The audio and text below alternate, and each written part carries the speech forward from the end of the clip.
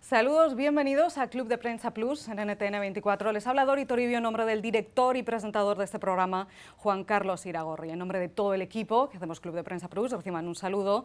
Y desde estos estudios de Washington vamos a saludar ahora a los 4 invitados que están con nosotros hoy, porque recuerden que estaremos con ustedes durante la próxima hora. Y empiezo dando la bienvenida a Jan Martínez Arens, que es el corresponsal jefe del País en Estados Unidos. Bienvenido. Hola, ¿qué tal? También con nosotros Juan Carlos Hidalgo, que es analista político del Cato Institute, uno de los más prestigiosos de Washington, y columnista del diario La Nación de Costa Rica. Bienvenido. Buenos días. También con nosotros Enrique Gómez Batista, corresponsal do Globo de Brasil. ¿Cómo estás? Muy bien, gracias. Y Rafael Matus, corresponsal de La Nación de Buenos Aires. Bienvenido. Gracias, Dori.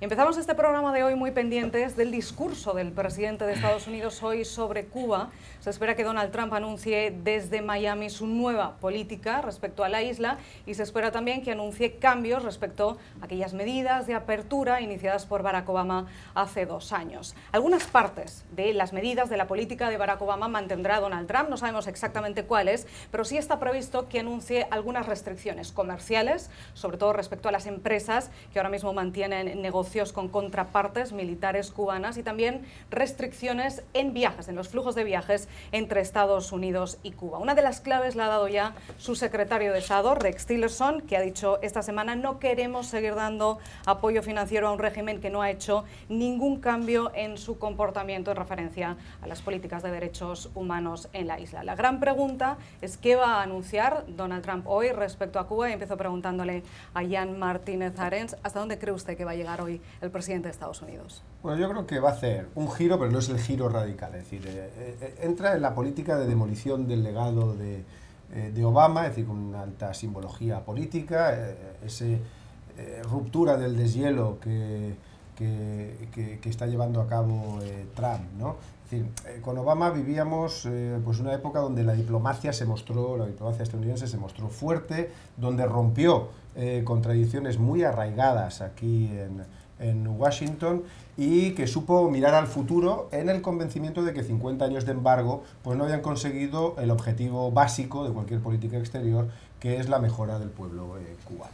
Bueno, yo creo que ese discurso acaba, entramos nuevamente en una diplomacia de retórica dura, y que en los hechos, en las cuestiones prácticas, lo que he dicho antes, el giro no va a ser total. Es decir, se va a dificultar las relaciones comerciales con Cuba, en la medida en que no se va a poder tratar, no va a poder haber flujo financiero con el conglomerado militar, que maneja en torno al 60% de la economía, y se van a dificultar las visitas a Cuba, pero no se van a acabar con los vuelos comerciales, y en general la estructura diplomática, aunque con cambios, pues va a permanecer. Es, yo creo que de alguna forma, el último canto del anticastrismo, es decir, va a permanecer parte de la base que Obama hizo, parte de ese avance, aunque es verdad que su superestructura va a quedar muy cambiada, además por un tono distinto en la política de Washington respecto a La Habana. Juan Carlos Hidalgo, esta fue una de las grandes promesas de Donald Trump en la parte final de su campaña electoral. ¿Qué espera hoy de este discurso? Sí, él fue modificando. En un principio, de hecho, de los precandidatos republicanos era que tenía la posición más pragmática, más cercana a Obama. Y bueno, una vez asegurada la nominación, conforme se fue acercando la elección, fue cambiando de tono conforme necesitaba más de ese voto cubano-estadounidense, lo cual es irónico, porque aquí lo interesante es que esta política de acercamiento de Obama es apoyada por todos los segmentos del electorado estadounidense y los cubanos en la isla. Una encuesta del Pew Research Center publicada en diciembre del año pasado encontró que el 73% de los estadounidenses estaban en contra de la continuación del embargo, que querían mayores lazos comerciales con la isla.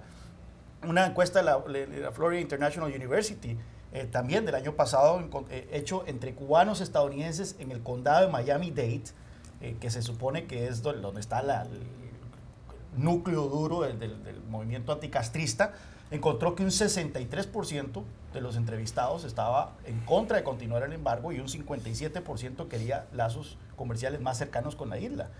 Y bueno, el Washington Post realizó una encuesta en la isla, en Cuba, en 2015, y encontró que un 96% de los cubanos en la isla estaban a favor de levantar el embargo. 96. Entonces, 96%. Entonces la pregunta es, ¿a quién está defendiendo Trump o qué intereses está defendiendo con esta decisión de revertir esta política, porque obviamente ni la población, ni tres cuartas partes de los estadounidenses están a favor de revertir estas políticas, ni siquiera los cubanos estadounidenses en Miami están mayoritariamente a favor, y bueno, ni qué hablar de los cubanos en la isla, que se supone son los últimos beneficiarios de las intenciones de la administración Trump.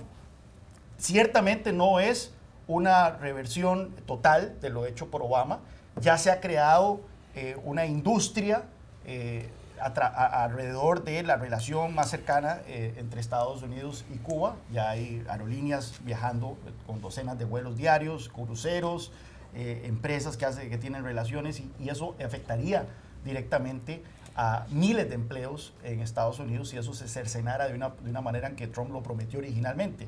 Pero sin duda alguna, no es la señal positiva, más bien deberíamos estar avanzando en terminar de levantar el embargo, que ha sido totalmente contraproducente, y normalizar las relaciones. Ciertamente esto no va a generar un cambio de la noche a la mañana en Cuba, pero juzgar de un fracaso la política aperturista de Obama, que apenas tiene 2 años, comparado con los 50 años del embargo, que no cambió nada en medio siglo, creo que es absurdo. Enrique Gómez Batista, ¿está de acuerdo con esta postura? ¿No es un signo demasiado positivo desde la presidencia de Estados Unidos? Sí, considero que sí, pero también no es tan fuerte. Si miramos que Trump estaba muy presionado, tanto por un lado por este compromiso que ha hecho con esos cubanos americanos, pero por otro lado muy fuerte presionado por las empresas que tienen negocios, que tienen proyectos en Cuba. Y creo que es muy posible que este giro no sea, además de no ser tan radical, no sea práctico en final, porque es muy difícil controlar, por ejemplo, dónde los americanos van a gastar su dinero en Cuba. En Cuba no se acepta prácticamente tarjeta de crédito, se gasta todo en dinero vivo. O sea, es una medida que puede ser muy inocua, puede no tener efecto práctico de verdad en Cuba. O sea, es muy difícil. Además, a no ser el control para la persona, que lo americano no llegue a Cuba, a la isla, allá adentro que no sé cómo será este control de cómo va a gastar su plata. Es muy difícil. Y otra cosa que es curiosa, que es complicada, que la gran excusa de Trump para hacer eso es por los derechos humanos. Pero este gobierno solo parece que mira derechos humanos en Cuba y Venezuela, no mira en Arabia Saudita, no mira en Filipinas, no mira en Turquía. Es otra vez un trama de Trump que puede quedar sin nada, puede no ser muy práctico como muchas de las promesas de Trump. Pones un tema interesante sobre la mesa, que es el de los derechos humanos, y es que hay voces republicanas que llevan mucho tiempo pidiéndole al presidente, desde que tomó posesión, por ejemplo, el senador de Florida, Marco Rubio, que parece que en gran parte su discurso de hoy va a estar basado en el discurso de Rubio. Parece que estas voces son a las que estaría escuchando Donald Trump ahora, Rafael Matus. Sí, bueno, como vos bien decías, Rubio es uno de los arquitectos detrás del nuevo endurecimiento de la Casa Blanca respecto de Cuba, pero como bien decía Enrique, ¿no? El diablo está en los detalles. Y otro dicho también muy popular en Argentina, echa la ley, echa la trampa. Toda la historia del embargo ha sido cómo eludir el embargo, cómo sortear el embargo, cómo saltar por encima, por abajo, por el costado del embargo o hacerle agujeros, ¿no? Hay que ver cuáles van a ser las regulaciones concretas que están en manos del Departamento del Tesoro y el Departamento de Comercio para implementar esta nueva política de Trump.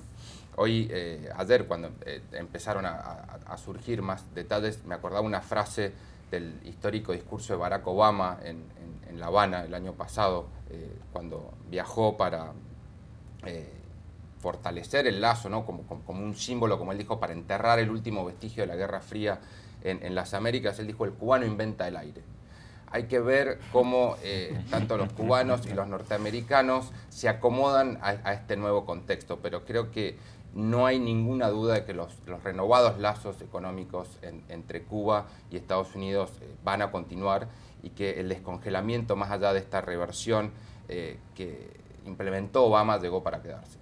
Coinciden todos ustedes en que no parece que va a ser un giro muy radical. Entonces, lo que llama ahora la atención es el momento. Porque justo ahora, este viernes, en medio de tantas polémicas, con otros tantos problemas políticos que tiene abiertos Donald Trump, además de la trama rusa aquí en Washington, tiene otros muchos proyectos de su agenda política todavía paralizados en el Congreso. ¿Por qué elegir justo este momento ahora para anunciar estos cambios de política con respecto a Cuba? ¿Se trata solamente de dar un golpe al legado de Barack Obama, Jan? Yo creo que se juntan varios factores. Una también lo ha dicho muy bien aquí el compañero, es decir, una parte de favor debido, ¿no? A Marco Rubio y a un grupo de republicanos que él sabe que necesita, además en las batallas que tiene enfrente en el Congreso, donde tiene que sacar algo tan complejo como el Obamacare, que y el primer inicio le costó bastante. Luego hay evidentemente términos de distracción política, es decir, ahora mismo él está agobiado como pocas veces lo ha estado un presidente de Estados Unidos en los primeros 5 meses de mandato, con la trama rusa, pero también con un aura de desprestigio internacional. Es decir, vemos cuáles son las reacciones en Europa respecto al presidente de Estados Unidos, qué es lo que dice Macron, qué es lo que dice Merkel. Es decir, jamás había visto algo así a un presidente de Estados Unidos y sobre todo en un mandato tan corto y sin incidentes graves. Es decir, todo lo autogenera Trump con su retórica excesiva y su verborrea tuitera, ¿no? Entonces le viene bien como elemento de distracción, y es verdad que para la base de su electorado, aunque en las encuestas es cierto que en la mayoría de los estadounidenses ese 73% está a favor de acabar con el embargo, también es cierto que en el núcleo duro de su electorado, ese electorado ultraconservador que le ha votado, el discurso contra Cuba, la retórica contra el régimen castrista es bienvenido. Con lo cual yo creo que juntando todo, hoy no va a estar más de 2 horas en Miami, ¿eh? Es decir, su discurso es a las 1:10 y a las 2:20 vuelve. Es decir, esto es como casi una inauguración de hotel de las suyas. Vuelve a jugar al golf, que es lo que a él le gusta hacer los fines de semana. Yo creo que es parecer el muro de la vez, o sea, la polémica de la vez para intentar crear siempre, porque Trump vive de la polémica, vive de eso, vive de las personas que están en contra de él. Eso será una forma para volver a tentar controlar las cosas que dice acá, la narrativa de la historia, la narrativa de las noticias. No sé si conseguirá, porque ahora los problemas concretos contra él son más grandes, que no se resuelve solamente con tweets, ¿no? O sea, tenemos que hacer una pausa, pero enseguida regresamos aquí a Club de Prensa Plus. Seguimos aquí en Club de Prensa Plus con el teléfono móvil en la mano, porque el presidente de Estados Unidos está tuiteando, lleva tuiteando toda la mañana, desde las 6 de la mañana, hoy con un tema en mente por el que parece que está especialmente preocupado, que es la trama rusa. Ya saben, esa investigación que hay abierta aquí en Estados Unidos, tanto en el Senado como en el Congreso y en el FBI, supervisado por el Departamento de Justicia y el fiscal especial, el investigador especial recién nombrado Robert Mueller, para supervisar toda esta trama, que estaría investigando la interferencia de Rusia en las elecciones presidenciales de 2016, si la campaña y el equipo de Donald Trump tuvo algo que ver con esa interferencia, y desde esta semana se ha sumado un factor más, que es una información que primero publicaron los medios de comunicación aquí en Estados Unidos, empezando por el diario The Washington Post, y sería que Robert Mueller también está investigando ahora al presidente de Estados Unidos por un posible delito de obstrucción a la justicia desde que despidió el 9 de mayo al director del FBI, a James Comey. En las últimas 24 horas, Donald Trump lleva tuiteando sobre este asunto, negándolo todo. Ayer dijo que esta era la mayor caza de brujas de la historia política de Estados Unidos, pero esta mañana ha dado un paso más. Entre sus 4 mensajes en las redes sociales de esta mañana, el último de ellos, el presidente de Estados Unidos está confirmando que efectivamente está siendo investigado, y dice: estoy siendo investigado por despedir al director del FBI por el mismo hombre que me dijo que despidiera al director del FBI. Esto es una caza de brujas, ha dicho Donald Trump. Y empiezo preguntándole a Jan, ¿qué está pasando con el presidente de Estados Unidos? Bueno, lo que le pasa toda la vida, es decir, que yo creo que él no se contiene, que él no es capaz de tener el tono presidencial. Es decir, lo que todavía no tenemos en la Casa Blanca es lo que estamos acostumbrados a ver, es decir, a un presidente, a una persona que tiene respeto institucional por otros poderes del Estado. En este caso está dirigiendo sus ataques hacia Rosenstein, que es el fiscal general adjunto y el responsable último dentro del Departamento de Justicia de la investigación de la trama rusa, porque el fiscal general está autorrecusado por sus conversaciones ocultadas con el embajador ruso en Washington. Bueno, pues Rosenstein, que es verdad que es el hombre que le hizo el informe que permitió a Trump despedir a Comey, al director del FBI, es el mismo también que ha nombrado al fiscal especial Robert Mueller, que ahora está investigando ya directamente por una posible obstrucción, como has dicho, al presidente. Es decir, está interfiriendo directamente con estos tweets en una investigación enormemente trascendental. Es decir, vemos que una y otra vez Trump rompe ya no solamente los modos o las tradiciones, que bueno, eso incluso puede ser bienvenido si implica más apertura o más transparencia, sino que lo que hace es interferir directamente en la división de poderes. Y se puede entender clarísimamente como una presión a un alto cargo del Departamento de Justicia y sobre todo un alto cargo que tiene en sus manos la investigación posiblemente más importante de su mandato. Hace solo unos días, Juan Carlos Hidalgo, el portavoz de la Casa Blanca, Sean Spicer, dijo que los tweets del presidente de Estados Unidos son comunicados oficiales porque es el presidente de Estados Unidos. Si Donald Trump está confirmando esta mañana que está siendo investigado, estamos entrando realmente en una nueva fase legal de toda esta trama. Bueno, aquí claramente ya nos estamos moviendo, ya no es una investigación sobre la posible colusión entre Rusia y la campaña del presidente, en donde en repetidas ocasiones se aseguró por diversos actores de que el presidente en sí mismo no estaba siendo investigado, sino que ahora por la torpeza con que el presidente ha manejado este asunto, el presidente mismo está siendo investigado. Ahora bien, el ser investigado no significa nada, y precisamente eso es lo que hacen este tipo de misiones especiales, ¿verdad? ¿Crees que no significa fiscales. nada, pese a que es el presidente de Estados Unidos, no significa nada tener una investigación? El propósito de estos consejeros especiales es investigar todo.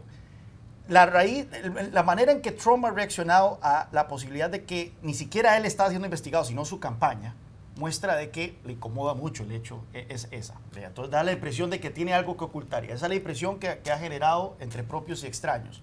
Ahora bien, puede ser de que ni siquiera es que le incomode el hecho de que él crea que hubo colusión entre su campaña y Rusia, sino de que recordemos de que estas investigaciones empiezan acá y terminan allá. O sea, pueden encontrar un montón de cosas. Estamos hablando de un presidente que nunca reveló sus declaraciones de impuestos, que existen negocios con gobiernos foráneos, etc. Incluye lavado de dinero también. Puede incluir lavado de dinero. Entonces, recordemos que la investigación de Bill Clinton, que le llevó a un juicio político, empezó con su relación extramarital con una pasante y terminó siendo juzgado por perjurio, que no era necesariamente por lo que se le investigó, sino algo relacionado.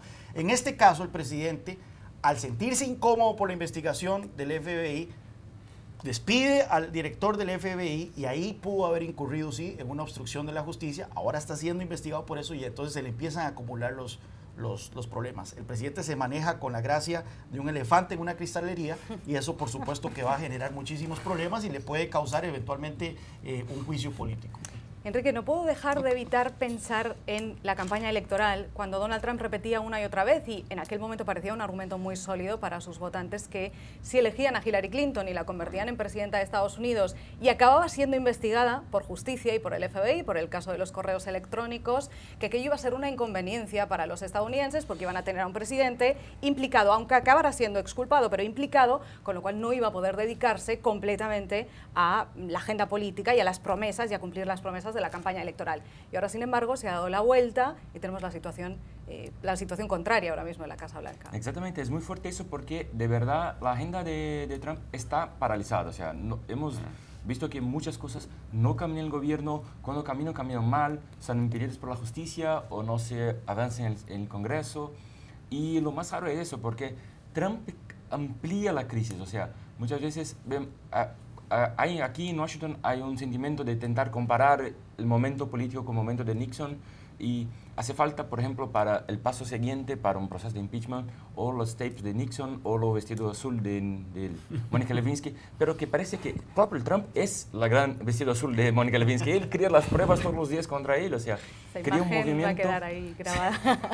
Y eso sí que él puede ser la gran prueba, más que los objetos de la investigación, porque es muy difícil definir jurídicamente cómo se obstruyó o no la justicia. O sea, es muy complicado del punto de vista legal tener si ha hecho o no ha hecho. O sea, entonces, pero en vez de ampliar, de intentar minimizar la crisis, amplíala. Eso es lo gran reto, y hoy 60% de los americanos ya creen que sí, que él intentó obstruir la justicia.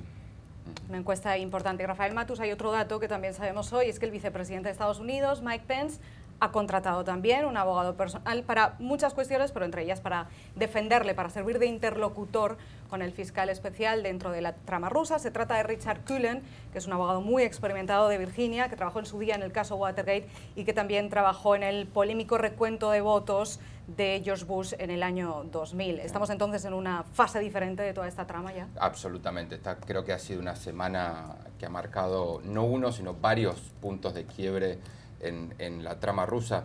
Los eventos se suceden con tal vértigo, con tal velocidad, que creo que vale la pena detenerse un segundo y pensar en que el presidente de Estados Unidos está siendo investigado por un fiscal especial por posible colusión con el Kremlin para interferir en la elección presidencial de Estados Unidos, y que el presidente y el vicepresidente han nombrado abogados externos para que los representen y los asesoren en esta trama, y que el principal asesor de Donald Trump en la Casa Blanca, su yerno Jared Kushner, también está siendo investigado por el fiscal especial. Esto, como se suele decir casi tan seguido que cansa, esto no es normal. Lo que se está viviendo en Estados Unidos no es normal, y uno sigue escuchando una y otra vez que esto es mucho más profundo y mucho más amplio que Watergate, el escándalo que terminó por tumbar a Richard Nixon. Al menos en lo que se refiere al juicio político, ¿a dónde termina todo esto, no?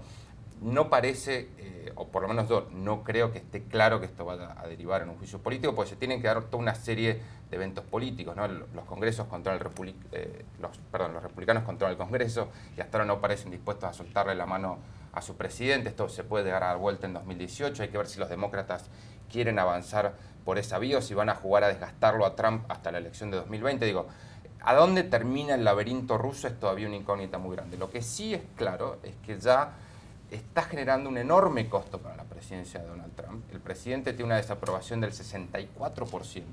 Nunca en la historia moderna de Estados Unidos un presidente llegó a un nivel de desaprobación tan alto, tan rápido.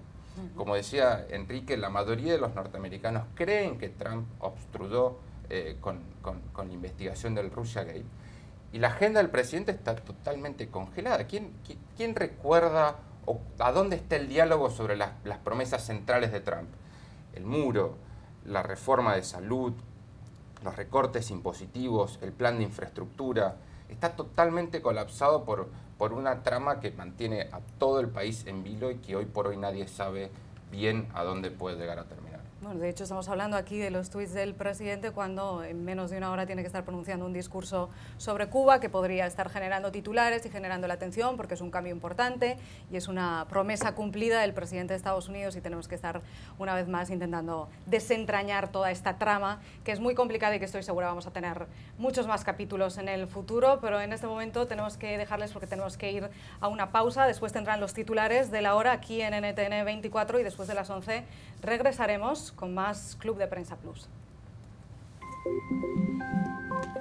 Regresamos a Club de Prensa Plus y vamos a hablar ahora de un artículo de la revista The Economist que se titula "Si Emmanuel Macron, el nuevo presidente de Francia, puede salvar a Europa", lo que parte de una premisa que es algo peligrosa, porque significa que Europa necesita ser salvada, pero además de esto, todo el artículo se construye sobre la figura de este líder de 39 años, que es el presidente más joven de la historia de la República Francesa, que con su victoria consiguió frenar el ascenso de la ultraderecha en Francia, que se define como un outsider, aunque en realidad viene del establishment, porque fue ministro de Economía, y que es considerado en Europa como el contrapeso perfecto a la figura de Donald Trump aquí en Estados Unidos. Todo el artículo de The Economist está construido desde un punto de vista optimista, preguntándose si Macron puede realmente llegar a salvar a Europa. Y yo le pregunto a Jan Martínez Arens, que es el corresponsal jefe del país en Estados Unidos, si no hay demasiadas expectativas con Macron ahora mismo en el mundo. Sí, yo creo que hay demasiadas expectativas. Es decir, lo que ocurre es que es el hombre de moda, más que el salvador de Europa, que tendrá que demostrarlo y lo tendrá que demostrar a lo largo de los años. Es el joven triunfador que este domingo además va a sacar una mayoría absoluta en una cámara complicada como es la francesa, 400 escaños sobre 577 se espera. Es patriota, es liberal, es progresista, simpático y además infunde optimismo, es decir, lo tiene todo y está en un momento dulce para cualquier político. Y yo creo que, bueno, evidentemente es la figura más atractiva ahora en Europa dentro de los jefes de Estado, los jefes de gobierno. Un atractivo muy superior al de Merkel, que ya está muy desgastada, o al del presidente español, que todavía nunca se le ha visto bien el atractivo internacional, ¿no? Por lo menos. Pero los retos de Europa yo creo que trascienden a un hombre y trascienden al presidente de una nación. Primero, el reto de Europa es su propia credibilidad. Hay mucha gente que ha dejado de creer en la Unión Europea. Eso se ve muy bien en España. Mucha gente joven para la cual la Unión Europea lo que representa es el paro, es la dureza, son los recortes. Para los que la solidaridad que en su día encarnó Bruselas ha dejado de existir y lo que hay es un juego de naciones egoístas que además, como lo hemos visto con el Reino Unido, cuando no les va la partida lo que hacen es levantarse de la mesa. Y eso es una tarea que un solo presidente no va a conseguir.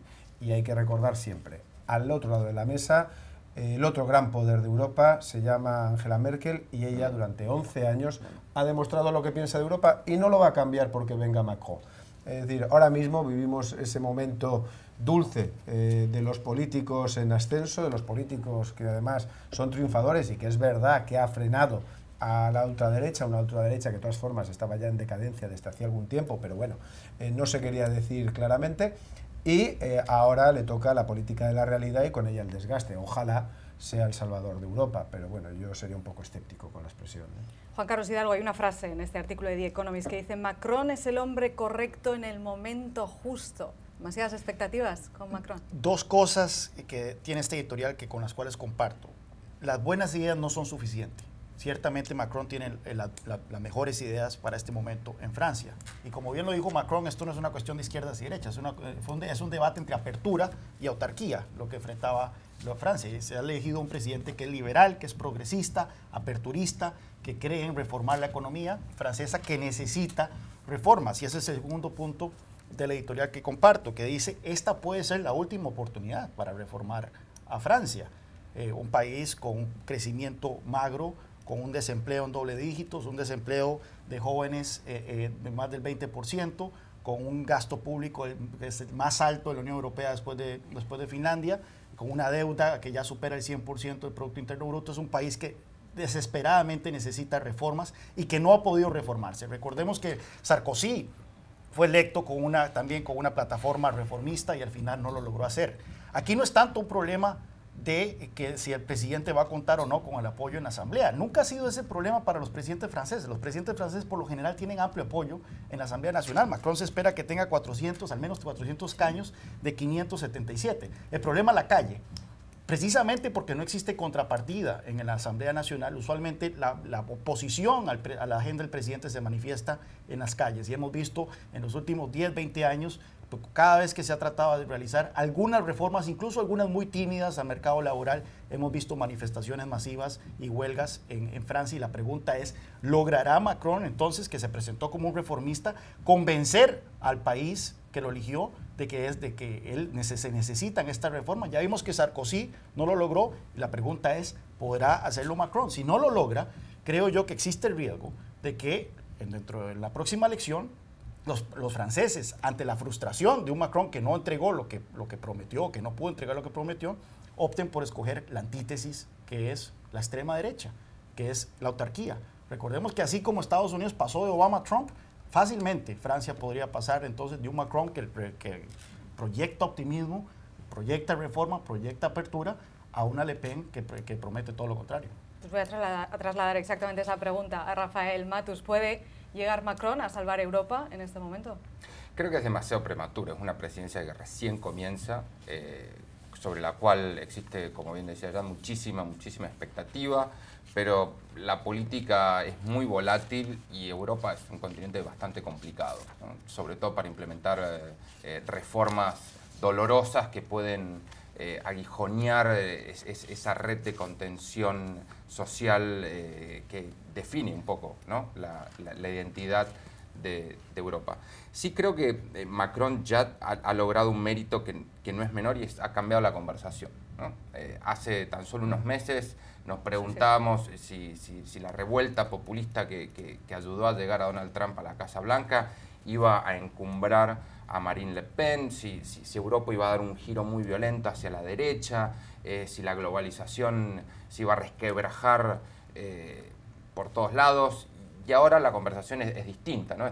Estamos discutiendo a ver cuáles son las posibilidades de que Macron implemente reformas de larga data o que se esperan desde hace mucho tiempo en Francia, ¿no? Entonces, el centro se ha revitalizado, ¿no? Creo que ese es un mérito Macron, y me parece que para los que queremos vivir en un mundo global, en un mundo interconectado, es una buena noticia. De Europa vamos a dirigir ahora la mirada a Brasil, donde la situación política sigue estando muy complicada. El foco continúa estando en el presidente Michel Temer, investigado por corrupción. Hace solo unos días fue absuelto por el Tribunal Supremo Electoral y ahora se ha complicado tanto la trama que aparece un nuevo personaje, y para esto tenemos que pedir ayuda a Enrique Gómez Batista para intentar explicar qué está pasando, porque parece que han aparecido más indicios contra el presidente, que podría haber estado cobrando sobornos a través de un intermediario que es un amigo desde hace muchas décadas y al que los investigadores están llamando el Coronel Lima. ¿Quién es? Cuéntanos. Bueno, el Coronel Lima es un amigo personal de Temer de hace más de 30 años y que está investigado por recibir soborno. Hay unas denuncias de que ha recibido más de $1 millón, o sea, como por ejemplo $400.000, y se ha encontrado con él recibos de cuentas personales de Temer y de la familia de Temer. Eso crea un otro lío en Brasil, un otro problema, y mucha gente está... Es difícil a veces hasta explicar lo que pasa en Brasil, porque una semana atrás exactamente estaba siendo absuelto por el Tribunal Superior Electoral y ahora nuevos líos. Después de eso se apareció que voló en helicópteros del dueño de JBS, la más grande compañía de carnes del mundo. Primero ha dicho que no había volado, después que sí voló, pero no sabe de quién era el helicóptero. O sea, líos atrás de líos. Y lunes consiguió un reto muy fuerte, una conquista muy fuerte para él, que fue el apoyo del PSDB, el partido más importante de su base de apoyo, el partido del expresidente Fernando Henrique, que fue muy criticado por todo eso. El partido como consideraron ese apoyo como un suicidio político. Y bueno, ahora, ayer, Fernando Henrique a un giro total y volvió ahora a pedir, por la primera vez pidió que Temer se dimite con un gesto de grandeza política. O sea, eso muestra que todavía hay muchos líos en Brasil, nadie sabe dónde va a pasar. Temer es un hombre del Congreso, es muy articuloso dentro de la Cámara de los Diputados, y está confiante de que no va a ser procesado por el fiscal general de Brasil, que está juntando pruebas y más pruebas en contra de él, pero como el presidente, para ser procesado, necesita el apoyo de la Cámara de los Diputados. Temer está haciendo de todo para tener ese apoyo. Empezó a hacer ayuda a los estados, empezó a ser más populista, y eso es malo para las cuentas de Brasil, que todavía siguen muy, muy débiles. Tenemos 2 años de muy fuerte queda de crecimiento, de recesión, la peor recesión de la historia de Brasil. Eso puede comprometer el poco de bueno que el gobierno Temer estaba haciendo, que era un poco de mejorar un poco la economía. O sea, Brasil sigue con muchas incertidombres, y a cada día el gobierno Temer se queda nervioso porque no sabe lo que va a venir el próximo día. Su gran auxiliar está en el cárcel porque recibiendo sobornos, una maleta de dinero, en vídeo pasó en la cadena nacional. O sea, muchos riesgos para el gobierno, mucho riesgo incluso para la justicia de Brasil, porque ahora está con un desafío de cómo enfrentar eso, cómo hacer que por lo menos las buenas noticias que venían de Brasil hasta ahora, que la independencia de la justicia, que la clareza de las investigaciones continúe. O sea, no sabemos nada de lo que va a pasar en Brasil. No sabemos nada de lo que va a pasar en Brasil. Aunque yo iba a preguntar con un poco de esperanza a Juan Carlos Hidalgo. Y entonces ahora para Temer, ¿qué futuro tiene? ¿Quizás elecciones anticipadas sería una buena opción para Brasil ahora? Bueno, eso es lo que Fernando Henrique básicamente dijo, que sería lo correcto por parte de Temer hacer, adelantar las elecciones. Sin embargo, eso requiere un voto en el Congreso, que no es nada fácil. Recordemos que el Congreso de Brasil hay 28 partidos representados. Lograr una votación de ¿cuánto sería? 3/4 partes, creo que es lo que se requiere para adelantar las elecciones, es muy difícil. Creo que Temer va a tratar de continuar lo máximo posible. Hay un interés por parte de la coalición de Temer, que es tratar de sacar las reformas económicas, reformas en pensiones, reformas en gasto, reformas al mercado laboral, que propios extraños admiten de que son necesarias para que Brasil salga de la crisis y para que el crecimiento regrese a ese país. Creo que por eso esa es la principal razón del Partido Socialdemócrata de continuar en la coalición, a pesar de que es una posición bastante impopular, pero ellos saben de que es ahora o nada para sacar adelante esas reformas que Brasil ha venido posponiendo por mucho tiempo. Situación muy difícil en Brasil, pero como saben, Brasil no está sola en esto, hay muchos países ahora con una trama política muy complicada y se habrán dado cuenta que cada vez tenemos que decir más eso de que la trama es tan complicada que se parece a un guión de una película o de una serie de televisión. Bueno, pues hoy tenemos un caso concreto que exactamente es así, que está calcado de una serie de televisión, porque hay un caso en México del exalcalde del municipio de San Damián Texoloc, Miguel Ángel Covarrubias Cervantes, que publicó esta semana en su cuenta de Facebook un vídeo que se parece mucho a un discurso de una serie política de House of Cards, de Netflix. En concreto, se parece mucho a un discurso del protagonista de la serie, de Frank Underwood. Utiliza la misma sintonía en el vídeo, la misma iluminación.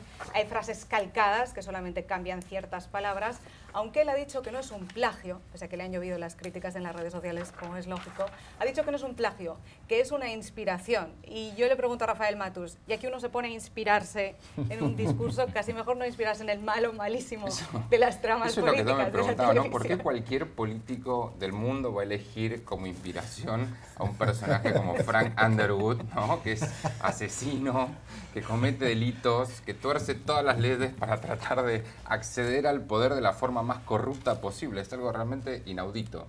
Pero bueno, muchas veces la realidad supera la ficción. surrealismo Mira, mexicano. Una frase que repetimos mucho esto. Aquí estamos en Club de Prensa hablando del exalcalde de San Damián de Texoloc de Tlaxcala, Tienes toda quien la recibió razón. una respuesta nada más y nada menos que Doc Stamper, ¿verdad? El personaje ficticio a través de Sí. la cuenta de House of Cards. Pero O sea, estamos ese tipo- hablando mal. No, bueno, ese tipo lo que quería era llamar la atención, lo logró. Hombre, lo logró, pero yo creo que también le han llovido balapalos. Yo creo que esto es un poco los que hemos estado en México, ¿no? Es el surrealismo mexicano. Es decir, no tiene ninguna explicación racional, francamente. No nos explica cómo este hombre se ha autocrucificado políticamente, porque ha elegido el peor ejemplo que podía para un político. Y pensar que no lo van a descubrir, ¿no? Que en esta época, ¿no? Donde todo se sabe, donde internet, la información viaja a la velocidad de la luz, estas cosas pueden pasar desapercibidas. Bueno, Inaudito. hasta House of Cards en su cuenta de Twitter ha tenido que responder.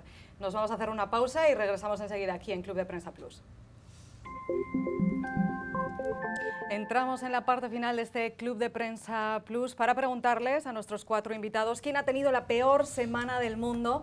Y empiezo por Jan Martínez Arens. ¿Quién ha tenido la peor semana? La peor semana yo creo que claramente la ha tenido Donald Trump. Todas sus semanas, desde que ha sido investido, han sido malas, pero en esta ha habido un factor especial que yo creo que añade crisis, ¿no? O aire de crisis a la Casa Blanca. Y es que se ha sabido que el fiscal especial, Robert Mueller, ha empezado a investigarle a Donald Trump, al presidente de Estados Unidos de América, por una posible obstrucción a la justicia y que está llamando a declarar a altos cargos de la inteligencia de Estados Unidos para que le corroboren las informaciones que dicen que Trump les hizo presión para intentar frenar la investigación que llevaba el anterior director del FBI sobre la trama rusa. Yo creo que eso evidentemente muestra que el cerco judicial o por lo menos fiscal sobre Trump se está estrechando y que el impeachment, que todavía es muy lejano, pero ahora es un poco más cercano que hace una semana. Juan Carlos Hidalgo, analista del Cato Institute, quien ha tenido una pésima semana. Theresa May sigue siendo la primera ministra del Reino Unido, pero sigue teniendo malas semanas. Esta semana, 2 ex primeros ministros conservadores, John Major y David Cameron, salieron a decir públicamente que Theresa May debe reconsiderar su posición sobre el Brexit, debe optar por un Brexit suave en lugar de un Brexit duro, siendo esto que el Reino Unido debe permanecer en el mercado común europeo y no salirse como la primera ministra ha impulsado. El ex canciller, el ministro de Finanzas, ex canciller del Exchequer, George Osborne, la describió como una mujer muerta andante.